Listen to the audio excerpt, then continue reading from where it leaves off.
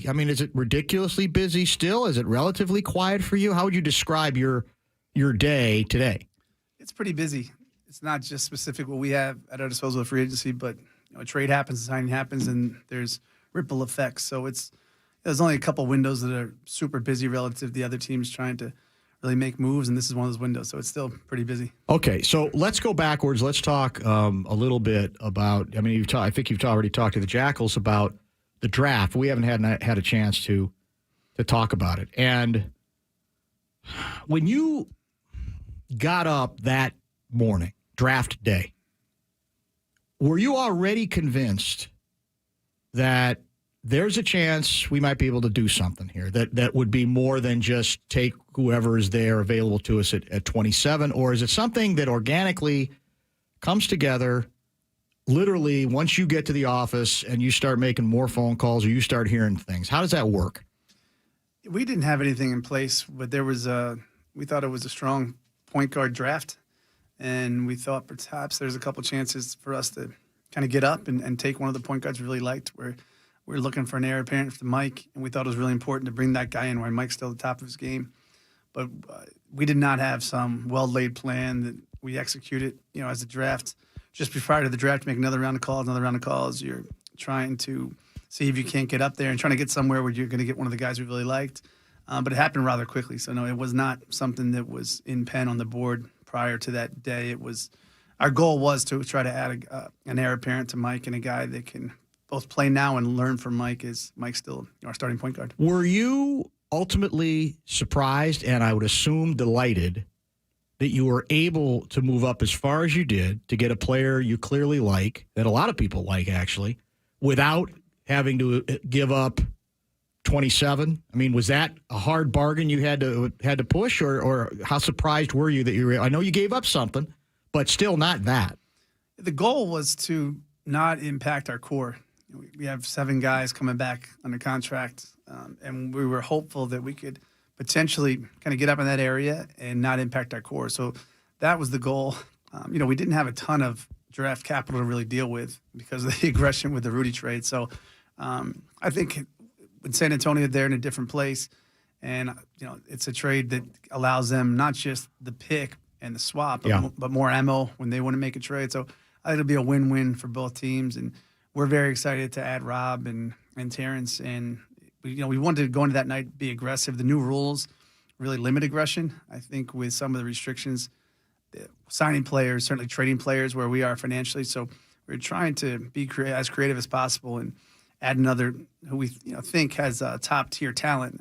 You can't put too much responsibility on a rookie, and it's a brutal league. So obviously we'll see what he can do once he gets here, but we were just trying to figure out any ways we can add to our core. In fact, if you have determined that you are not going to mess with your top 7, and you know what your salary situation is in terms of not being able to play, go into the deep end in free agency, this was it, right? This was literally the only other way you had to try to do something bold and aggressive, correct?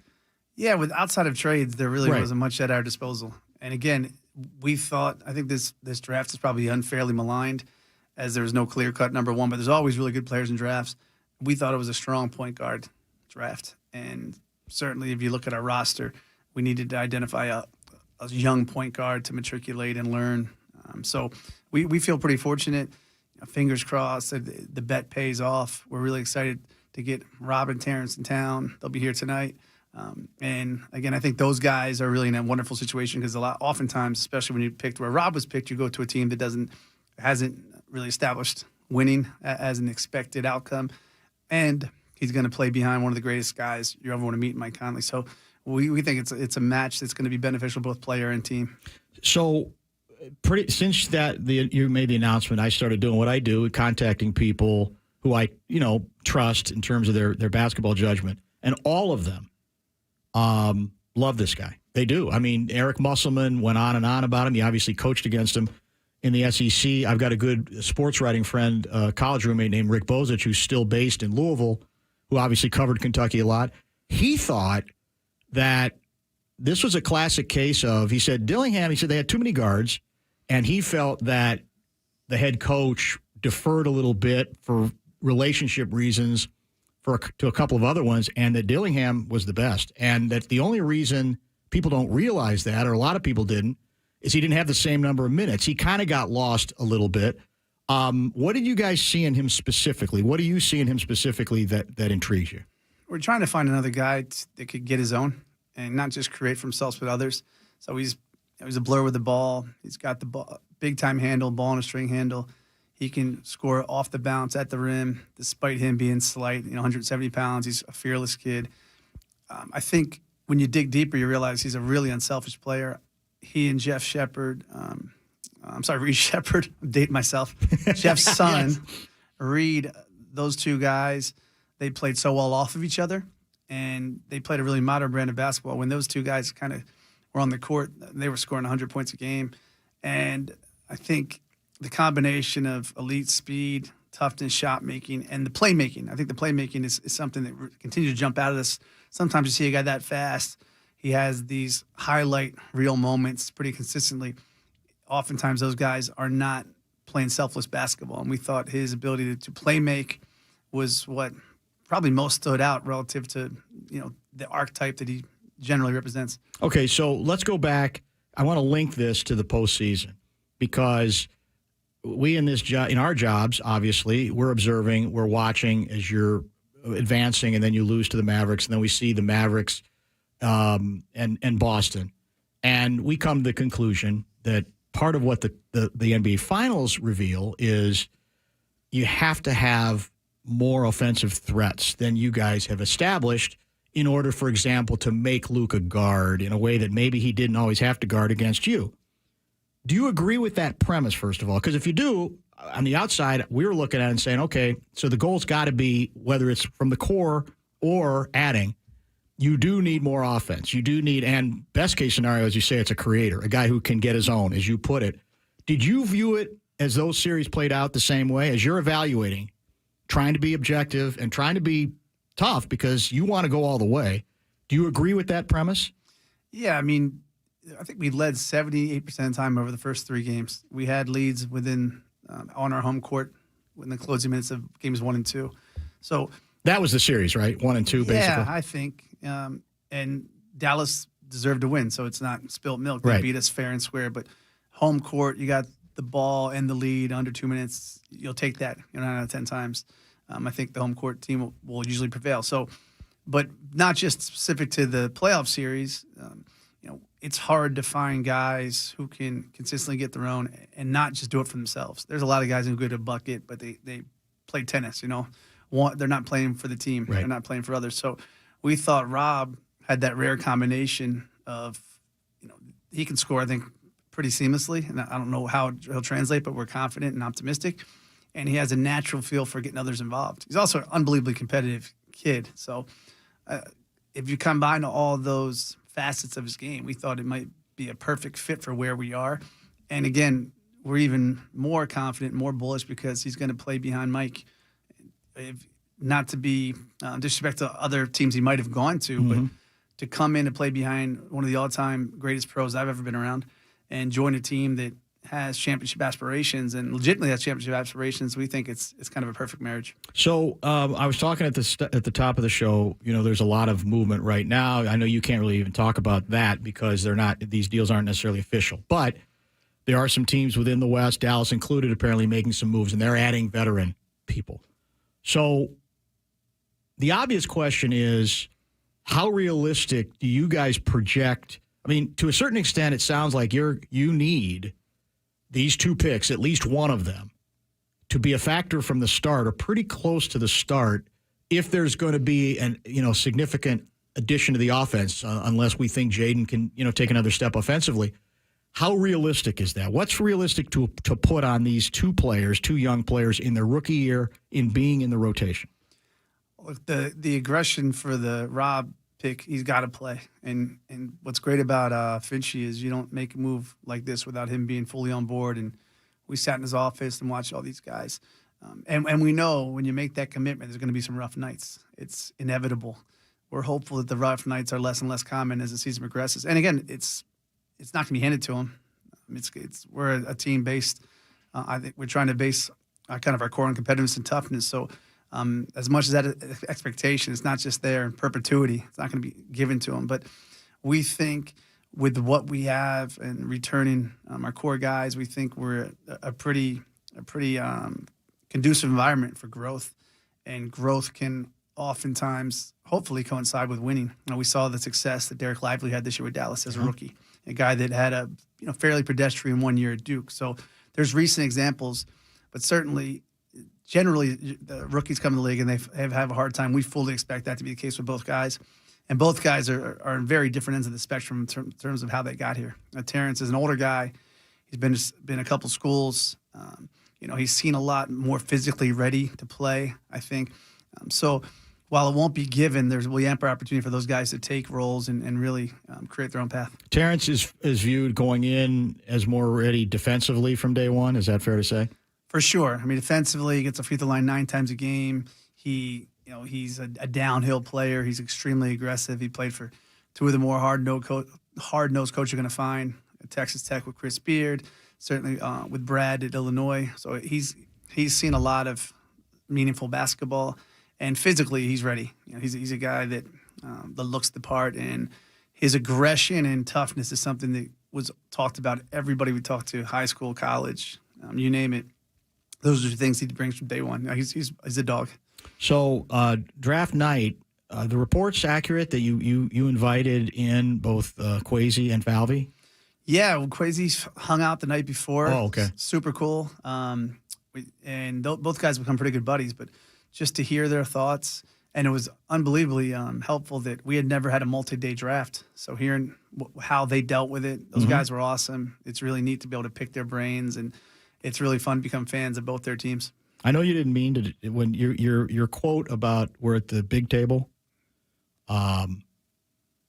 That's like music to the ears of sports fans in this town, because it indicates we're here, but we're not walking away from it. We're not afraid of it. We're embracing it. We're going after it.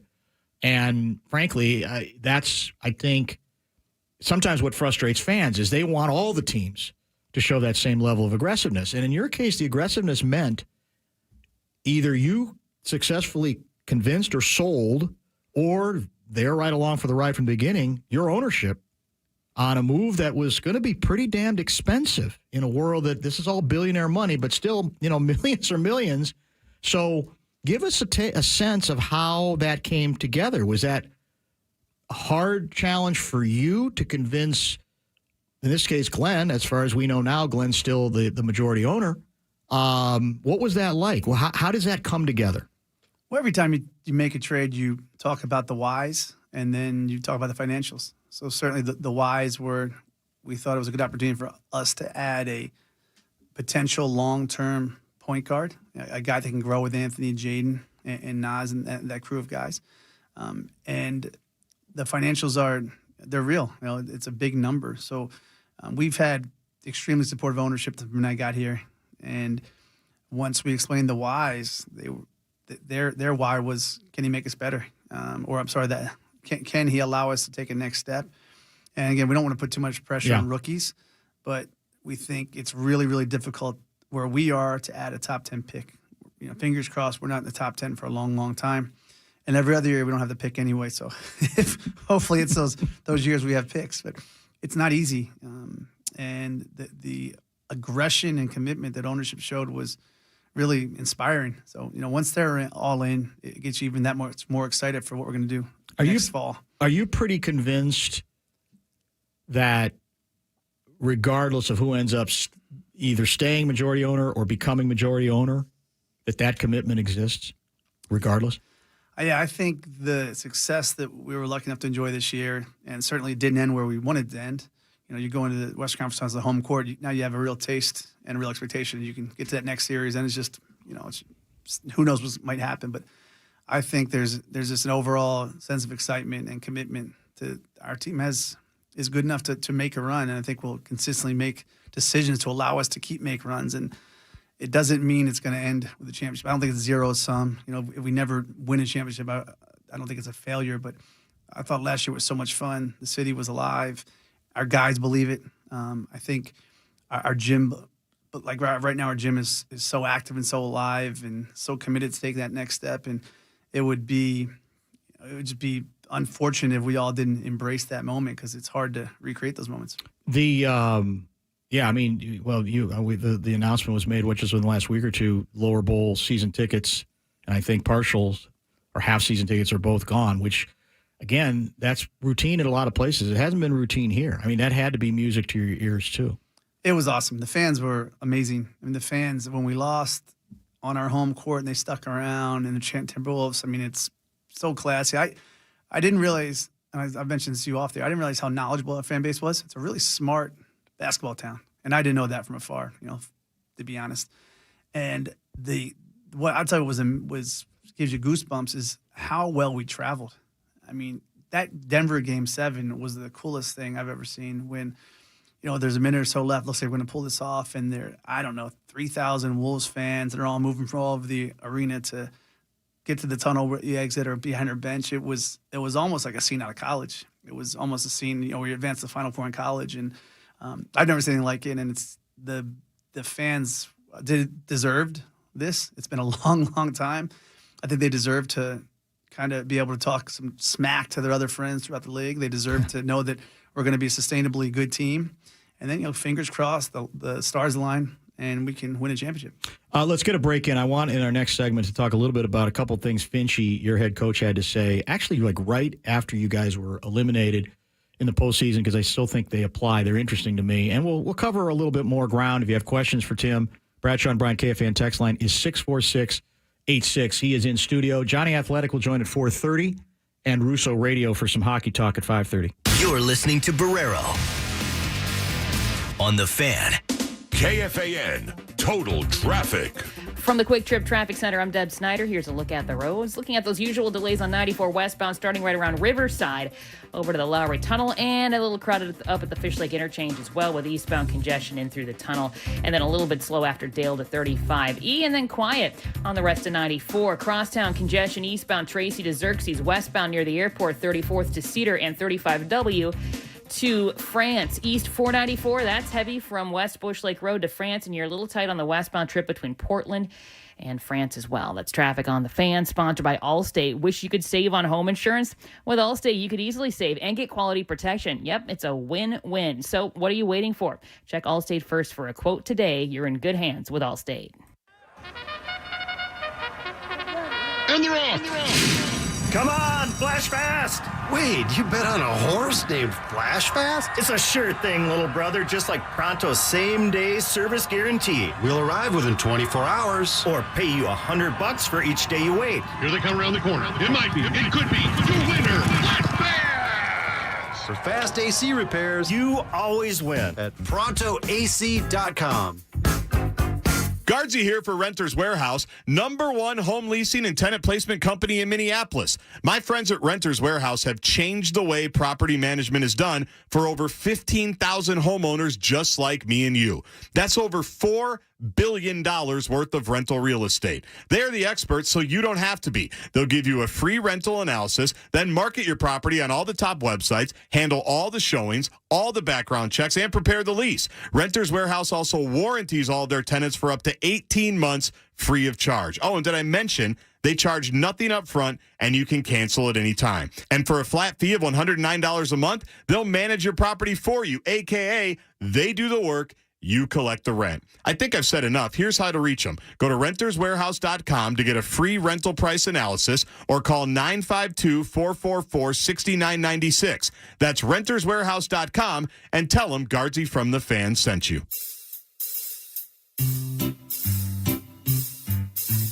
1-877 Cards for Kids. KARS Cards for Kids. 1-877 Cards for Kids. Donate your card today. 1-877 Cars for Kids. KARS Cars for Kids. 1-877 Cars for Kids. Donate your car today. Donate your car today at carsforkids.org. Your car, running or not, can be picked up as soon as the next day. No title? No problem. Call 877-CARS-FOR-KIDS or go online at carsforkids.org to donate today. 1-877 Cars for Kids. KARS Cars for Kids. 1877 Cars for Kids. Donate your car today. Now accepting donations of land, homes, buildings, or any kind of real estate. Experience Christmas in July with Standard Heating and Air. Receive a whopping $1,776 off any high-efficiency furnace, air conditioner, or heat pump combo. Plus, get a free Wi-Fi thermostat or a $99 humidifier with any installation. Scheduled by July 31st. Standard Heating and Air, your authorized York dealer. Call 612-824-2656 or visit standardheating.com. Restrictions may apply. Offers include all discounts and rebates. Scheduled by July 31st. Good for one use. Ah, the light bulb. Instant gratification. Pull the chain or flip that switch and bam, there's light. It's nice when you get just what you want when you want it, like savings. Now, Excel Energy can help you save up to $3 per bulb on Energy Star LED bulbs that last at least 13 years. Just go to excelenergy.com/lighting deals to find a store and save instantly at checkout. Let's keep that instant gratification going. All siding, window, and door installation labor is just $1. Visit buildersandremodelers.com. This report is sponsored by Blaze Credit Union. On the first day of NHL free agency, the Wild are signing forward Yakov Trenin to a 4-year deal for $14 million. Trenin previously played for coach John Hines in Nashville. The Timberwolves are reportedly re-signing free agent center Luka Garza to a 2-year deal. Garza played in 28 games for the T-Wolves this season. The U.S. plays their group stage finale in Copa America tonight against Uruguay and Kansas City. The U.S. trying to advance to the knockout round. I'm Doug Thompson. Looking for a local company that is thoughtfully compassionate when it comes to helping with your finances? Trust Blaze Credit Union for all your financial needs. Head to blazecu.com to learn more. Insured by NCUA. This is FM 100.3 KFXN Minneapolis, St. Paul. Available everywhere with the iHeartRadio app. Now #1 for podcasting. KFAN, an iHeartRadio station.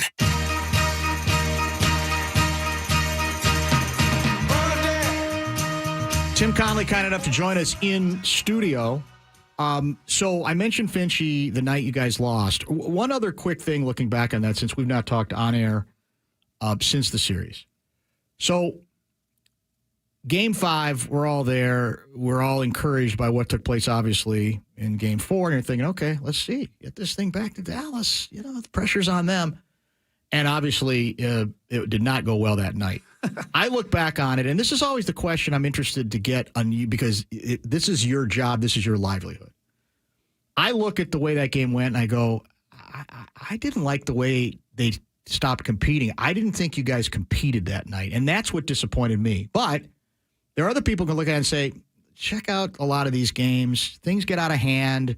There's reasons for it, and you can't overreact to it. You can't make too much of what looked like in the moment a pretty bad performance. How did you parse that out and analyze it?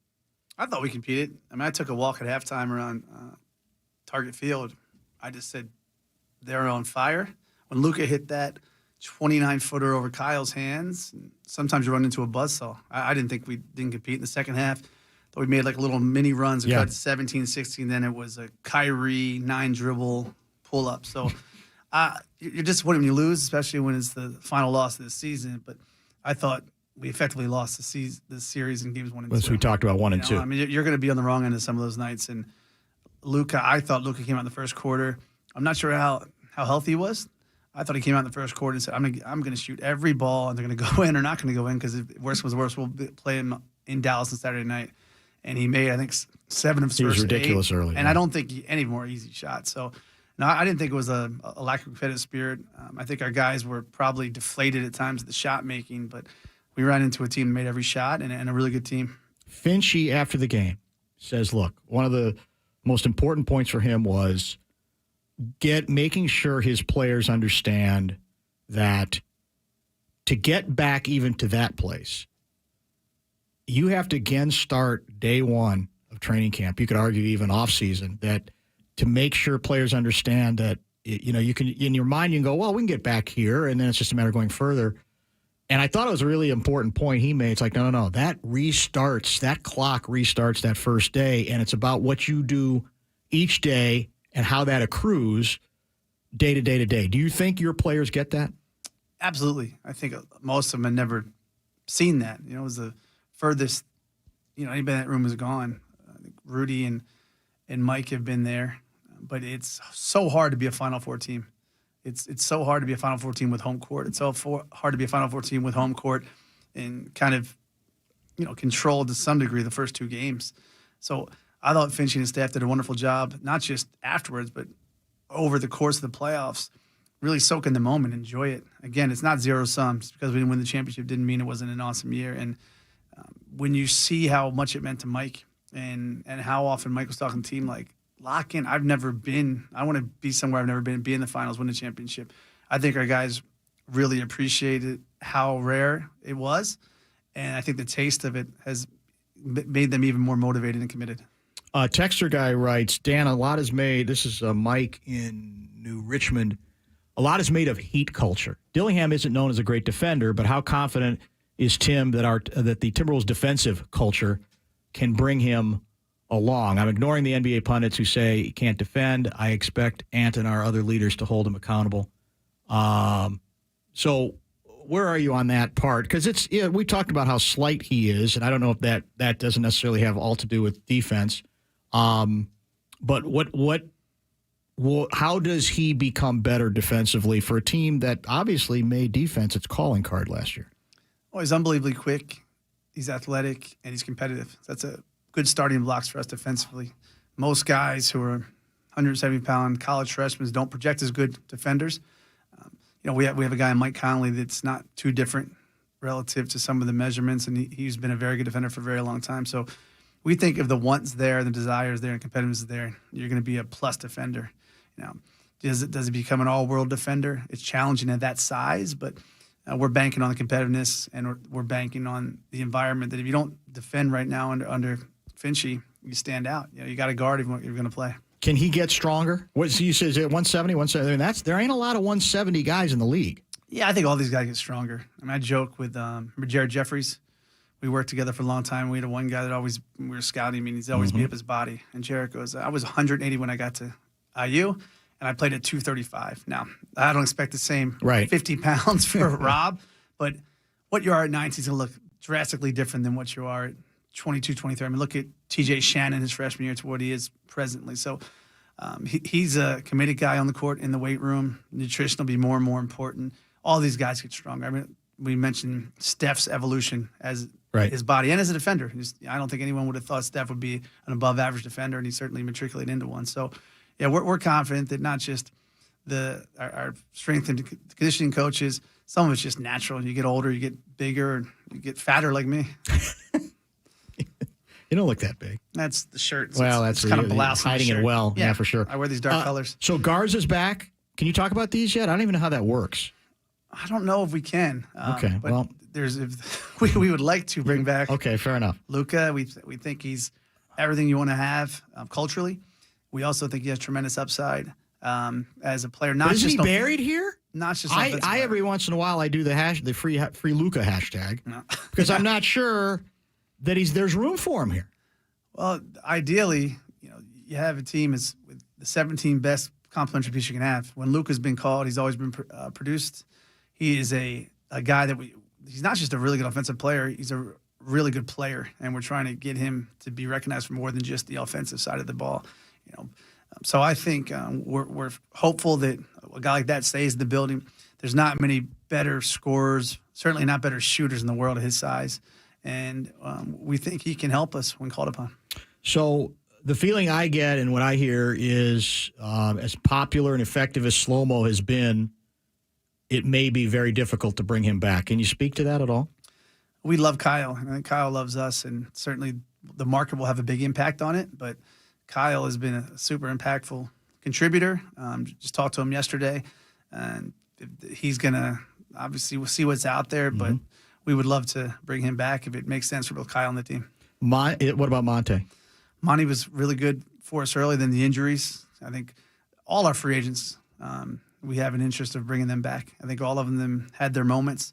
Certainly, I think when you look at last year, our depth really allowed us to get through some pretty rough times. So we had 3 key free agents. 4 with Luka. All of them are guys that we think can help, and we're big fans of all four. Is it fair, to get back to Dillingham for a minute, is it fair to say that the intent here is for Dillingham to start the season as the backup point guard? Again, it'll be up to Finchy, but I think it's fair to say that, again, when you draft a guy in the top 10 and we're trying to take next steps, that there is a path for him to play if he seizes it. He's got to make the most of it. It's not going to be given to him, and if you give players something early, they don't develop the hunger and the commitment to how hard it is to be a rotation player. So there's a clear path for him if he wants to grab it and kind of run away with it. Western Conference, again, a lot of these moves aren't official, but a lot of them are being reported. And if the reports are accurate, at least on paper, it looks like Dallas has made a significant push. Looks to me like Oklahoma City has made a significant push as well. These are obviously teams in your conference. Dallas is the team you were matched up against. And so as you're evaluating, does the Western Conference look even more daunting than before? Is it even more challenging? What do you see so far? Even prior to the offseason, I thought it was going to be harder. Memphis was on the wrong end of the injury bug. They'll be an excellent team. Wembanyama is as good a young player as I've ever seen, so there'll be progression there rapidly because he's that good. So we expected, some teams to step up, some teams to maybe to regress a bit. If what we read is true, then obviously a couple of these teams have become much better. And then there's been some big losses too. There's been a bit of attrition from the Western Conference that maybe we wouldn't have predicted when the offseason started. But really, oftentimes there's the teams that want to win, and then there's teams that are either tanking or know where they are in their cycle. And I look at the Western Conference, I don't really see any teams that aren't trying to win. So it's going to be unbelievably competitive. It'll be really, really hard to hold serve, to be a top 6 team. There'll be a lot of disappointed teams next postseason to see who's there. But we feel like we're as good as anybody, and we embrace the challenge, and I think it's fun. I think it's fun to compete against the best. And we think not just the additions of draft or whatever free agent addition we make. I think the biggest jump we'll make is watching Anthony become a 23-year-old. Jaden having another full off season. Nas, I can't wait. Nikhil, Nikhil's with Canada basketball right now. I'm going to go see him in a couple of days. So we think there's tremendous growth that we can find internally, and we're excited. You, I think, have tended to, when we've talked about this in the past, that you guys do every offseason, you have challenges. You challenge each player. I assume you evaluate, and here's the step we think you took last offseason to prepare yourself. Here's what we want to see next, or this is what we think you need to do to take the next step. What's the next step for Jaden? I think Jaden has to impact the game in all areas. Jaden should be a much better rebounder. He gets sick of hearing it from all of us. He's 6'10", unbelievably quick, great athlete. He's got a nose for the ball. He should be a very, very good rebounder. Being more repeatable offensive skills. I think Finchy's been great with him, challenge him. We know you can do all this, but what can he rely upon every night? Make or miss to get to your spots. And then another challenge has been, how do we get more transition, easy buckets? And when you have guys as athletic as Nas, as Jaden and Anthony, how can we challenge them to play a bit faster at times and use their youth and athleticism? So, I'm trying to figure out how much that you're repeating the pattern you established in Denver. I mean that to this extent. You've told us this before. During the Denver run, you were constantly under pressure for, you're only going so far with this group. So they're cute, but you got to trade Jamal, or you got to do this, or you got to do that. And you had tended to go with, we got our guys, we're just going to let them grow and get better, and we'll fill in when we think we're going to need to fill in. You clearly have doubled down on your top 7 here. I assume, in the case of at least 2 or 3 of them, they have trade value, that there are teams who ask about them. So after you make the run this season, is it a conscious decision to say, we're about growing. I like to slow cook this thing. We do not need to mess with those guys. Or is it ever tempting, depending on phone calls you get, to say, all right, maybe the mix of players would be a little bit better. We improve this way, even if it means cutting into your core. Was that ever on the table for you? Yeah, we've had countless conversations around our guys. Nothing that's become near actionable because we like where we are, and we're a big believer in the value of continuity. if you can be patient in professional sports, and that the patience is allowed with great ownership that we have, oftentimes rewarded. I think if you kind of go back and look at some of the biggest mistakes teams make in all sports, is they don't allow things to develop, and they don't allow for patience. Now, you can be overly patient. You can bury your head in the sand and kind of be asleep at the wheel, but we don't want to do that either. But you have to make and take those calls, because in our industry a couple years ago, they put in this new CBA mid-flow. So it's been challenging. It's going to be really hard to make trades moving forward. I think some of the unintended consequences of the new apron rules will be not just for the teams that are above the second apron and having these big tax bills. It's going to be really hard to make a trade, period. I don't think that was probably intended when they wrote the document. I understand punishing teams financially for spending more. It's totally sensical, but it's not sensical that if that team wants to trade with a team that's nowhere near that apron, you can't do it. So we're still learning what the new deal looks like, what it feels like.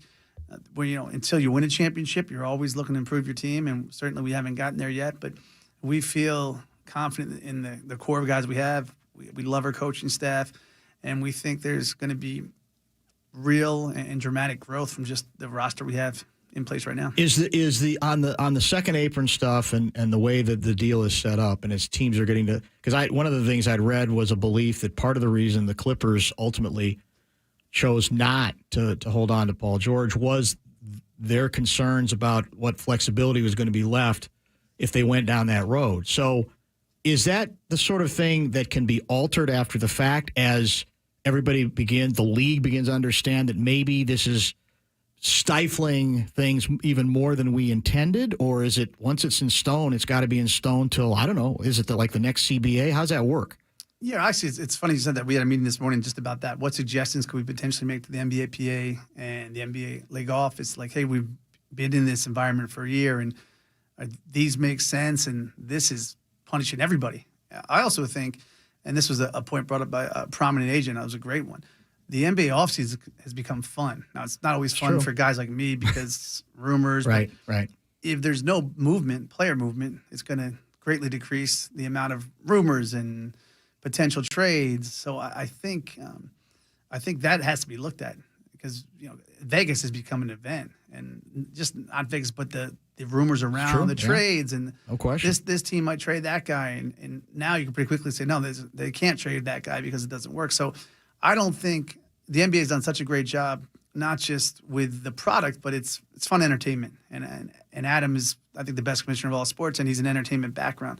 So I'm not sure if that was what anybody was hoping for, and I think that potentially could be looked at. And I don't know if there can be any adjustment, but when we get through one or two deal cycles, I think we'll all be a bit disappointed about just how restrictive the environment is for trades. Do you feel vindicated on Rudy?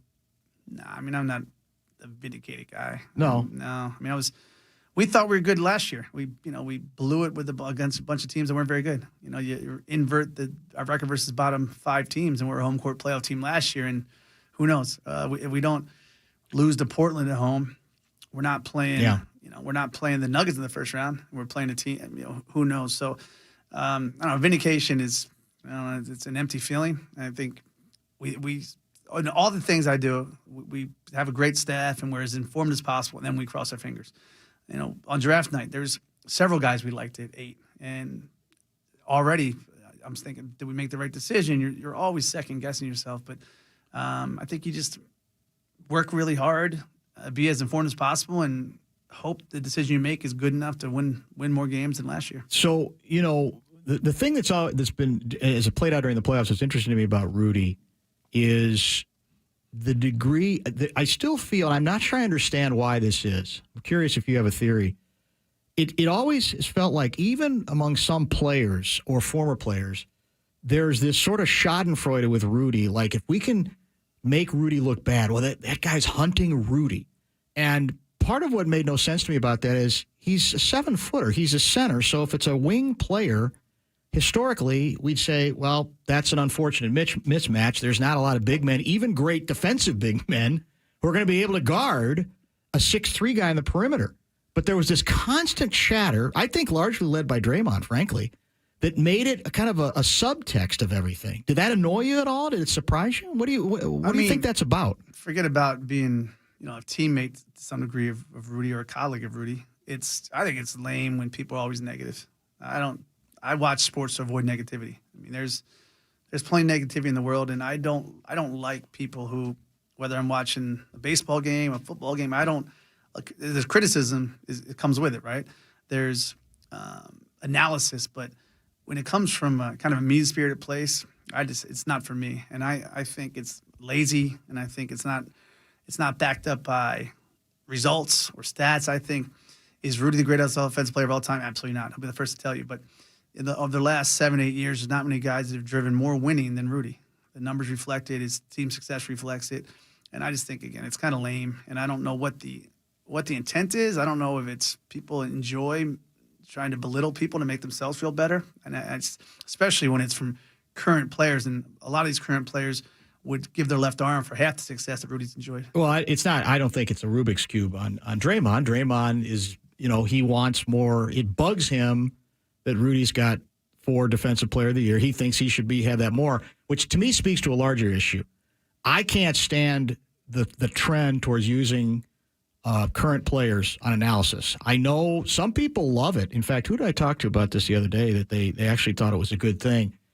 And it's juicy, but my problem is you do run a greater risk that there's agendas at play that has more to do with the analysis than actual cold objective analysis on this guy's not doing it for this reason or whatever. Does that trouble you at all? I mean, I know it's not probably something you're tossing and turning about at night. You're busy with other stuff, but what do you make of that? It troubled our guys. I mean, there was instances where guys didn't want to talk to certain media outlets because they were sick of the constant criticism. Again, be critical when it's necessary, but you don't have to be mean-spirited. Say we didn't execute a play, this guy can't make a shot. But too often in all forms of media, he stinks, he's the worst, he sucks. I don't know. That's not why I watch sports. It's not how I grew up loving sports. It's fun to sit around, have a beer, and talk crap about, guys you like, different teams. Yeah. But there's a big gap between being like fun banter, just being mean-spirited. And I think too often in all realms of media, we cross that line way too quickly. This whole thing came to a head on the famous, what ended up being the key matchup, key play of the game in Game 2, where he ends up isolated on Luka. And what I still can't get my head around is, again, historically in the league, if that mismatch existed, it would be viewed as that's unfortunate for the big man. It's just that's unfair. But somehow in this case, because it was Rudy, it was like Defensive Player of the Year, huh? Yeah, that's great. And that's the part that makes me think there's something else afoot with Rudy. It's just weird because to me that just looked like, I think it was a mismatch to obviously that you would have preferred to avoid for all the obvious reasons, but that to suggest that there was any big man in history that was going to have a good chance to stay with Luka on the wing made no sense to me. What's funny is the previous possession did a good job on the switch. And then, you got to know Luka's hunting the 3 on the road, trying to go for the win. Right. I think, maybe I'm wrong, I think that shot is a hard shot to defend, whether it's Bobby Jones or Kawhi Leonard or Rudy Gobert. Now, obviously, when you're 7'2" and you lose your footing, it's a little more dramatic. But, hey, Rudy's far from perfect, but in terms of a pro, he's a perfect pro. He works tirelessly. He's obsessed with the craft. He's a great teammate. He's made a huge impact on our team's success, and we're lucky to have him. And again, be critical. We're not a perfect team. Rudy's not a perfect player, but I don't see any upside to be mean-spirited, and he's on the wrong end of way too much of that, in my opinion. Last item, you mentioned, guys that you had targeted as, okay, maybe gettable at 8. So does that mean there was a belief that pick was gettable, that team might be in the business of being willing to give up that pick? How do you go about getting that intel? Not really. There was another pick we were working pretty aggressively. And which one was that? Another pick. Okay. Another pick. And then higher than that? It was just another pick. And we were, it's one of the advantages of having a staff that is pretty well connected. You're able to, when I call Brian Wright, who's a great guy and a good buddy, it's informal. Hey man, what are you thinking? It's not, I don't call with a script. It's not complete transactional. And I also knew a couple of those teams. We knew a couple of those teams in that area, are trying to build long term, right. And the bigger their war chest with future picks will allow them to do some really good things. That pick's going to be really impactful for San Antonio.